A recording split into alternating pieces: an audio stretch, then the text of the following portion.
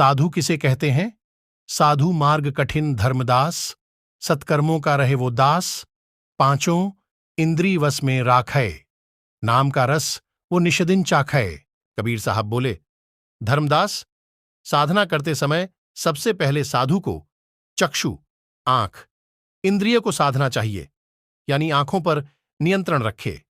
वह किसी विषय पर इधर उधर न भटके, उसे भली प्रकार नियंत्रण में करे और गुरु के बताए ज्ञान मार्ग पर चलता हुआ सदैव उनके द्वारा दिया हुआ नाम भाव पूर्ण होकर सुमरन करे।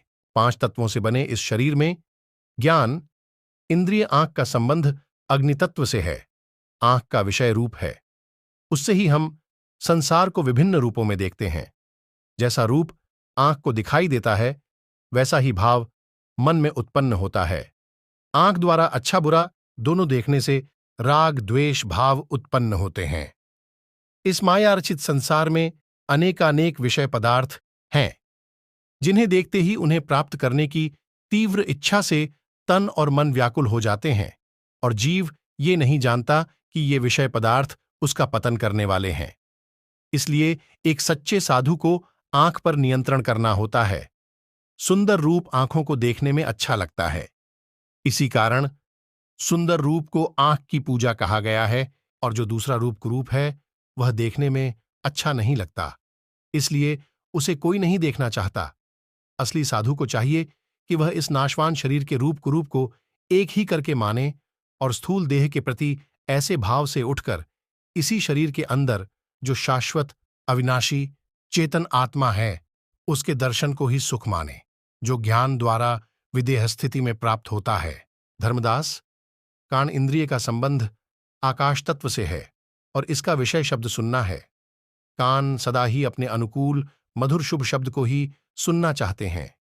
कानों द्वारा कठोर अप्रिय शब्द सुनने पर चित्त क्रोध की आग में जलने लगता है, जिससे बहुत अशांति होकर बेचैनी होती है। सच्चे साधु को चाहिए कि वह बोल कुबोल, अच्छे खराब वचन दोनों को समान रूप सहन करे। सद्गुरु के उपदेश को ध्यान में रखते हुए हृदय को शीतल और शांत ही रखे। धर्मदास, अब नासिका यानी नाक के वशीकरण के बारे में भी सुनो। नाक का विषय गंध होता है, इसका संबंध पृथ्वी तत्व से है, अतः नाक को हमेशा सुगंध की चाह रहती है। दुर्गंध इसे बिल्कुल अच्छी नहीं लगती, लेकिन किसी भी स्थिर भाव साधक साधु को चाहिए कि वह तत्व विचार करता हुआ इसे वश में रखे, यानी सुगंध दुर्गंध में संभव रहे। धर्मदास, अब जिह्वा यानी जीभ इंद्रिय के बारे में जानो। जीभ का संबंध जल तत्व से है और इसका विषय रस है। यह सदा विभिन्न प्रकार के अच्छे अच्छे स्वाद वाले व्यंजनों को पाना चाहती हैं। इस संसार में चहरस मीठा, कंगवा, खट्टा, नमकीन, चरपरा, कसैला हैं। जीभ सदा ऐसे मधुर स्वाद की तलाश में रहती है। साधु को चाहिए कि वह स्वाद के प्रति भी समभाव रहे और मधुर अमधुर स्वाद की आसक्ति में न पंगे। रूखे सूखे भोजन को भी आनंद से ग्रहण करे। जो कोई पंचामृत, दूध, दही, शहद, घी और मिश्री से बना पदार्थ को भी खाने को लेकर आए तो उसे देखकर मन में प्रसन्नता आदि का विशेष अनुभव न करे और रूखे सूखे भोजन के प्रति भी अरुचि न दिखाए। धर्मदास, विभिन्न प्रकार की स्वाद लोलुपता भी व्यक्ति के पतन का कारण बनती है। जीभ के स्वाद के फेर में पना हुआ व्यक्ति सही रूप से भक्ति नहीं कर पाता और अपना कल्याण नहीं कर पाता। जब तक जीभ स्वाद रूपी कुएं में लटकी है और तीक्ष्ण विषरूपी विषयों का पान कर रही है, तब तक हृदय में राग द्वेष मोह आदि बना ही रहेगा और जीव सत्य नाम का ज्ञान प्राप्त नहीं कर पाएगा। धर्मदास, अब मैं 5वीं काम इंद्रिय यानी जननेंद्रिय के बारे में समझाता हूं। इसका संबंध जल तत्व से है, जिसका कार्य मूत्र, वीर्य का त्याग और मैथुन करना होता है। यह मैथुन रूपी कुटिल विषय भोग के पाप कर्म में लगाने वाली महान अपराधी इंद्री है, जो अक्सर इंसान को घोर नरकों में डलवाती है। इस इंद्री के द्वारा जिस दुष्ट काम की उत्पत्ति होती है, उस दुष्ट प्रबल कामदेव को कोई बिरला साधु ही वश में कर पाता है। काम वासना में प्रवृत्त करने वाली कामिनी का मोहिनी रूप भयंकर काल की खानी है, जिसका ग्रस्त जीव ऐसे ही मर जाता है और कोई मोक्ष साधन नहीं कर पाता। अतः गुरु के उपदेश से काम भावना का दमन करने के बजाय भक्ति उपचार से शमन करना चाहिए। स्पष्टीकरण।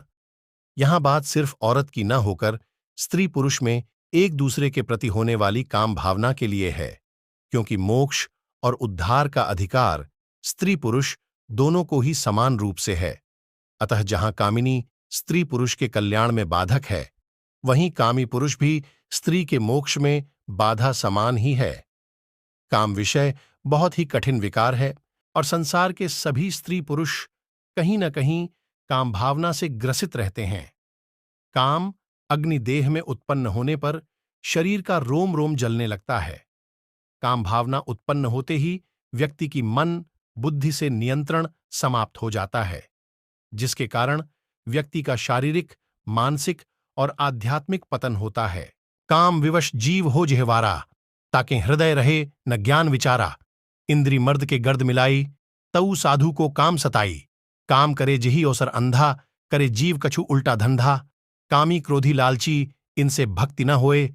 भक्ति करे कोई सुरमा, जाति वर्ण कुल खोए। काम जीवन के वास्तविक लक्ष्य मोक्ष के मार्ग में सबसे बड़ा शत्रु है, अतः इसे वश में करना बहुत आवश्यक ही है। धर्मदास, इस कराल विकराल काम को वश में करने का अब उपाय भी सुनो। जब काम शरीर में उमंगता हो या काम भावना बेहद प्रबल हो जाए, तो उस समय बहुत सावधानी से अपने आप को बचाना चाहिए। इसके लिए स्वयं के विदेह रूप को या आत्मस्वरूप को विचारते हुए सुरति, एकाग्रता वहां लगाएं और सोचें कि मैं ये शरीर नहीं हूं, बल्कि विदेह अविनाशी, शाश्वत, चैतन्य आत्मा है। तब ऐसा जानते ही वह इस काम शत्रु से पूरी तरह से मुक्त ही हो जाएगा।